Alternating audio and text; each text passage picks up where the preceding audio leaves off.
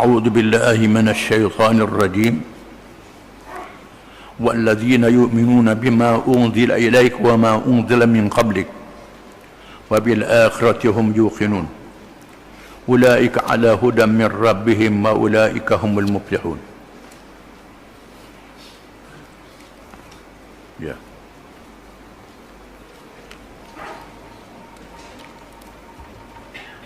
Dan orang-orang yang beriman berkitab Al-Quran yang diturunkan kepada wahai Muhammad sallallahu alaihi wasallam dan kitab-kitab yang diturunkan dahulu daripadamu, serta mereka yakin akan adanya hari akhirat dengan sepenuhnya. Mereka itulah yang tetap mendapat petunjuk dari Tuhan mereka, dan merekalah orang-orang yang berjaya.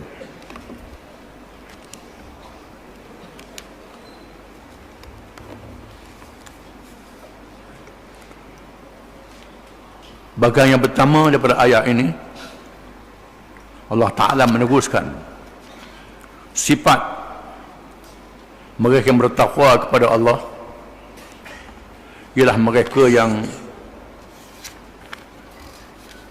beriman pada perkara yang gaib, yang mendirikan sembahyang, yang menunaikan kewajipan harta benda, sama ada kewajipan yang wajib atau yang sunat, mengeluarkan zakat, memberi nafkah, bersedekah, berwakaf dan sebagainya. Termasuklah juga mereka yang bertakwa, yang menjadikan Quran sebagai petunjuk, ialah mereka yang beriman dengan Al-Quranul Karim yang diturunkan kepada Muhammad sallallahu alaihi wasallam. Percaya sebenarnya Quran daripada Allah Ta'ala, percaya pada semua yang disebut dalam Quran, sama ada perkara yang nyata, perkara yang gaib, perkara yang kita tahu halal haramnya, apakah tujuan di sebaliknya, ataupun kita tak tahu tujuan di sebaliknya, tapi Quran mengatakan haram, Quran mengatakan halal, kita percaya. Kerana ada orang tu dia nak percaya, nanti nampak dulu mengapa hikmah diharamkan, baru dia percaya. Kena nampak dulu mengapa hikmah dihalalkan, kena percaya. Kalau tidak, dia tak percaya. Ini tak betul iman dia. Ataupun beriman dengan sebahagian daripada Quran, sebahagian lagi tak beriman. Beriman dengan bacaan dia saja, jaga tajwid dia, bukan main. Jaga tajwid dia. Hukum hakam dia je, bab semayang, puasa, haji je. Yang berkait dengan ekonomi, berkait dengan politik, berkait dengan undang-undang, berkait macam-macam dalam Quran, dia tak percaya. Ataupun dia percaya boleh pakai zaman Nabi je, zaman lain tak boleh pakai dah. Ni semua mengarut mereka. Dia kena sedar Quran adalah ilmu daripada Allah Ta'ala, rahmat daripada Allah Ta'ala, kebaikannya berpanjangan, kekal selama-lama. Ini Quran, dia kena percaya. Sama ada dia tahu hikmah, tak tahu hikmah, dia kena percaya sungguh-sungguh. Ini beriman pada apa yang telah diturunkan kepadamu wahai Muhammad SAW, iaitu Al-Quranul Karim, dan memahami Al-Quran itu sebagaimana yang ditafsirkan oleh Nabi SAW, yang ditafsirkan oleh sahabat-sahabat yang diajar oleh Nabi SAW, yang ditafsirkan oleh ulama-ulama yang menerima ilmu sebagaimana yang diajar oleh Nabi SAW. Jangan menafsirkan ikut suka hati, ikut pandang, tidak boleh. Mesti dengan asas-asas ilmu yang betul, pesaka yang diwarisi daripada Nabi SAW. Apa yang boleh diamal, diamalkan. Yang boleh buat selalu, buat selalu. Yang tak mampu nak buat, ada niat nak buat, dapat pahala niat, dapat pahala niat itu. Contohnya, benda yang kita boleh buat, semayang boleh buat, puasa boleh buat, ada piti, haji boleh buat. Tak ada piti, tak mampu nak buat haji, percaya haji itu wajib, niat nak menunaikan haji, dapat pahala. Hukum qisah, hukum hudud, macam-macam hukum yang ada dalam Quran, percaya ini hukum yang adil. Nak buat tak boleh kerana ada halangan-halangan, itu masalah lain. Kena ada niat dalam hati kita. Jangan daripada awal lagi dah kata hukum ni tak pakar dah. Ini sudah rosak iman, punah iman. Percaya dengan Quran yang diturunkan kepadamu wahai Muhammad sallallahu alaihi wasallam, dan apa yang diturunkan sebelummu, iaitulah kitab Taurah, Zabur dan Injil. Taurah diturunkan kepada Nabi Musa alaihi salam, Zabur kepada Nabi Daud alaihi salam, Injil kepada Nabi Isa alaihi salam, dan Suhuf, kitab-kitab kejin yang diturunkan kepada Nabi Adam, Nabi Ibrahim, dan nabi-nabi yang lain. Sama ada yang kita tahu atau kita tak tahu. Di sana asas-asas akidah, keimanan sama saja sejak Nabi Adam sehingga Nabi Muhammad sallallahu alaihi wasallam. Asas-asas akidah. Percaya pada Tuhan yang satu. Percaya pada adanya malaikat. Percaya pada adanya dosa pahala dan hari akhirat. Ini tak berubah sejak Nabi Adam sehingga hari kiamat. Hukum halal dan haram ada perubahan. Ada yang tak ada perubahan, ada yang ada perubahan. Di antara yang tak ada perubahan, daging babi itu haram. Orang Yahudi tak boleh makan babi, Kristian tak boleh makan babi. Sembelih berapa kali pun tak boleh makan babi ini, tetap haram. Daging babi tetap haram. Kecuali dalam keadaan darurat, kerana perubatan, kerana menjaga nyawa, diizinkan oleh syarak. Dengan pandangan mereka yang adil dalam ilmu itu, kena faham, bukan sembarangan. Yang adil dalam ilmu itu, jangan yang tak ada ilmu bercakap juga. Ini punah. Punah, tak ada ilmu bercakap juga. Jadi rosak lah. Cakap bab agama pula tu, dia tak ada ilmu dalam bagian ini jadi rosak. Ini kena faham. Di sana ada hukum yang sama, hukum hudud sama dalam Taurah dengan apa yang ada dalam Quran. Hukum qisas sama dengan apa yang ada dalam Quran, sama dengan apa yang ada dalam Quran. Oleh kerana itu, bila orang-orang Yahudi yang nak mencuba Nabi Muhammad SAW ketika mereka berada di Madinah, kerana bila Nabi mendirikan kerajaan di Madinah, orang-orang yang bukan Islam terima Nabi jadi pemimpin. Sama ada orang Yahudi, orang Kristian, termasuk orang yang musyrikin, menyembah berhala, terima Nabi Muhammad SAW jadi pemimpin. Terima. Ada yang tak terima, sebahagian besarnya tak terima, tetapi sebahagian mereka terima kerana menerima adil dan baiknya, walaupun mereka tak masuk Islam.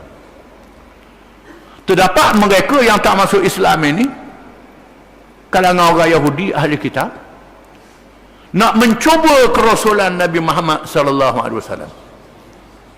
Bila melakukan kesalahan, lalu mereka jumpa Nabi nak tengok dia Nabi ke tak.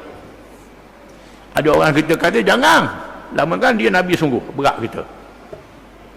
Ada orang kata tak, kita pergi jumpa dengan Nabi. Nabi kata aku hukum apa yang ada dalam kitabmu.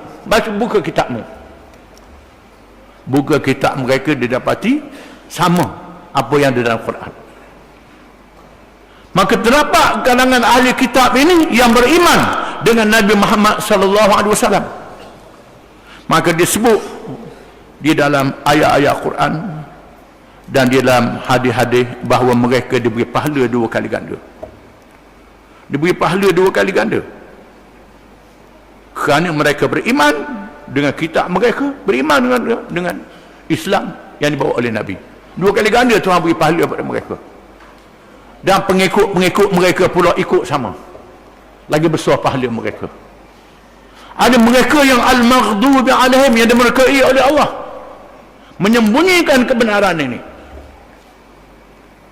Kesimpulannya, kita disuruh percaya dengan kitab-kitab zaman dulu. Kerana banyak benda yang ada dalam kitab zaman dahulu ini sama dengan apa yang ada dalam Islam. Dan sebahagian sebenarnya dinasahkan, dibatalkan oleh Islam. Kerana zaman tidak sesuai lagi. Kerana zaman Islam ini zaman sains teknologi, zaman manusia berhubung antara satu sama lain di seluruh dunia dengan cepat. Bukan zaman satu umat, satu masa dan satu negeri sahaja. Maka hukum itu dinasahkan. Ramai kalangan ahli kitab yang beriman. Wabil akhirati hum yuqinun, dan mereka itu yakin kepada hari akhirat. Quran menjanjikan adanya hari akhirat. Selepas alam dunia berlaku kiamat. Manusia dibangkitkan semula. Dinamakan hari akhirat. Percaya dengan hari akhirat bermula daripada peristiwa alam barzakh dalam kubur yang diberitahu oleh Quran, diberitahu oleh hadis-hadis Nabi SAW. Percaya sehinggalah dibangkitkan pada kubur. Manusia dihimpunkan di padang mahsyar, dibicarakan amalan mereka dengan adil. Allah Ta'ala yang menghisapkan amalan dan mengadili manusia. Dibawa saksi malaikat, dibawa saksi tulisan-tulisan malaikat, dibawa saksi makhluk-makhluk, dibawa saksi pada diri sendiri, sehingga kulit tangan, kulit kaki, kulit paha bercakap. Habis bercakap, kulit-kulit bercakap, mulut dikuncikan. Anggota-anggota manusia menjadi saksi. Allah Ta'ala tidak hukum dengan mengetahuinya sahaja. Allah Ta'ala tidak hukum dengan melihatnya sahaja. Allah Ta'ala tidak hukum dengan mendengarnya sahaja. Pada Allah Ta'ala sudah mengetahui segala-galanya. Sianu bin sianu buat dosa begian-begian. Bukan saja malam, hari, termasuklah jam, saat. Allah Ta'ala tahu di mana tempatnya. Kita dah ingat dah. Allah Ta'ala tidak lupa sekali-kali. Mendengar dan melihat. Tetapi Allah Ta'ala tidak menghukum manusia dengan ilmu mendengar dan melihat saja. Dibawa catatan malaikat, dibawa saksi-saksi, dibicarakan manusia, ditimbangkan amalan mereka. Selepas percaya, timbang pula amalan itu, digandakan amal yang baik dengan 10 kali ganda, ada yang 700 kali ganda, ada yang berkali ganda. Amal yang jahat tidak digandakan. Dibenarkan syafaat daripada nabi-nabi, malaikat, ulama, syuhada dan lain-lain boleh memberi syafaat, diizin oleh Allah Ta'ala. Ada yang dirahmat oleh Allah Ta'ala pada hari kiamat kelak. Macam-macam kurnia yang sangat luas daripada Allah Ta'ala. Kemudian dilalukan di atas sirat, titian menuju ke syurga, bukan pergi percuma begitu saja. Di mana perkara-perkara yang mengait dia di atas dunia ni akan kait dia jatuh dalam neraka ketika lalu di atas sirat itu. Benda apa yang kait di atas dunia kalau dia tak bertaubat? Kalau pitih kait, pangkat kait, apa benda kait, hawa nafsu kait dia, ini yang mengait dia, penyangkut untuk mengumbangkan dia dalam neraka, kecuali dia telah bertaubat. Ini semua cerita hari akhirat yang kita yakin. Wabil akhirati hum yuqinun, dan dengan hari akhirat mereka yakin dan percaya. Ulaika ala hudan min rabbihim, mereka itulah, yakni mereka semuanya bermula dari percaya pada yang gaib, mendirikan semayang, menunaikan kewajipan harta benda, percaya pada kitab Quran, percaya pada kitab-kitab zaman dulu, percaya pada hari akhirat, percaya semua. Mereka itulah orang-orang yang mendapat hidayah daripada Tuhan mereka.